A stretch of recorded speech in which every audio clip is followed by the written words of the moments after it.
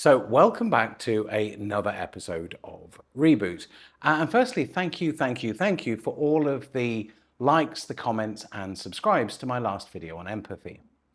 For this video, I want to talk a little bit about the elder population in Cambodia. I was thinking after my video on Ghost Mountain, how many people still have lived experience of that painful time. So that's part of the reflection, but also the difference between how we treat elders in the West versus how they're treated here in the East. So I hope you enjoy this video, and as ever, please feel free to leave your comments in the comments box below. I really enjoy reading and reflecting on your thoughts. So thank you, and I will see you in the next one. So as I mentioned, lately I've been thinking a lot about elders, not just noticing them in passing, but feeling a deep, humbling gratitude for who they are, what they've endured, and what they continue to give without asking for anything in return. And perhaps this began after I watched Ghost Mountain. That film stayed with me far longer than I expected, not because of its images alone, but because of the echoes it stirred, echoes that then deepened when I read the comments from people who had lived through those years or whose parents had. Many of those words were short, some were barely more than a single sentence, but every one of them carried a gravity you could feel. Many elders today live through the Khmer Rouge genocide. It's impossible to speak about them without acknowledging this truth. Between 1975 and 1979, an entire society was dismantled. Families were torn apart, friends disappeared, and millions perished from execution, starvation, or disease. Trust became dangerous. Even speaking too freely could cost you your life. Those who survived carried more than memories. They carried the weight of rebuilding.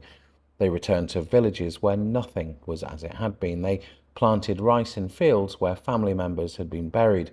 They taught children in places where schools had been burned, and they made homes in landscapes reshaped by loss. And in the years after, there were no formal counselling service, no government rebuilding programs as we know them in the West.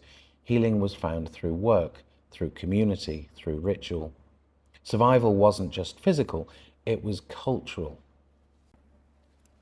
In Cambodia, age is not hidden or apologised for. Elders are woven into the daily rhythm in markets, bargaining over herbs, under tamarind trees, playing chess, in temple courtyards, watching the day unfold. They are not invisible.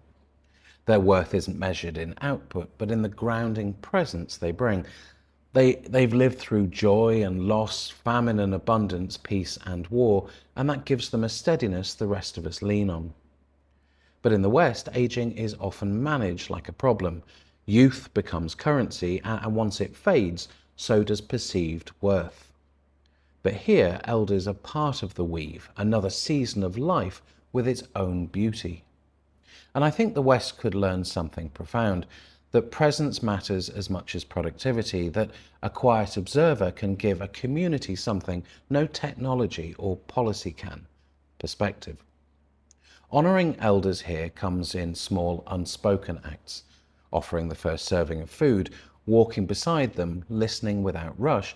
And these gestures say, you still matter and you always will. The genocide years intensified this value. Losing so many at once meant that those who survived became living libraries, carrying skills, beliefs, and history that could have vanished entirely. And that awareness still lingers here. This way of aging is active, even in stillness. Elders offer advice not as lectures, but as quiet guidance. They participate in ceremonies, tell stories to children under starlight, and become the keepers of the moral compass of the community. In the West, these roles are often scattered or outsourced. Here they remain rooted in the people themselves. Time with elders is finite. They are walking archives, not of neatly catalogued facts, but of lived truth. And much of what they hold will never be written down, yet it is priceless. Their presence teaches without words. They show that survival is not only enduring hardship, but continuing with dignity and generosity. That kindness is most powerful when it has been tested by suffering. And this is where the West struggles. In the West, knowledge is stored in devices and books. But here, wisdom is stored in people. You feel it by sitting beside someone who has lived through storms and still greets the day. I don't want to wait until elders that I admire are gone before saying thank you. I want to acknowledge them now, their resilience, their steadiness, their quiet guardianship of ways of life that could have so easily vanished. And I think if the West could take one lesson, it would be this: age is not a diminishing of life, but an expansion of it. And the presence of elders is not charity, it's a richness we can't afford to lose. In Cambodia, we are reminded that the past lives in the present through the people who survived it. To honour them is not only to thank them, but to stand beside them before the silence fades. Every conversation with an elder here is a chance to touch history directly. Every moment spent in their company is an opportunity to learn not just about survival, but about grace under unimaginable pressure. This is a gift the West too often ignores, but one we could treasure if we only slowed down enough to listen. So just to wrap up this video, and as I think about all of this, the quiet waits, the different way of aging, the importance of being present before the silence fades, I'm struck by how much we could learn in the West. In the West, we live in a culture that races forward, always looking for the next thing. We reward speed, efficiency, productivity. We talk about quality of life, but so often what we really mean is comfort, convenience, or wealth.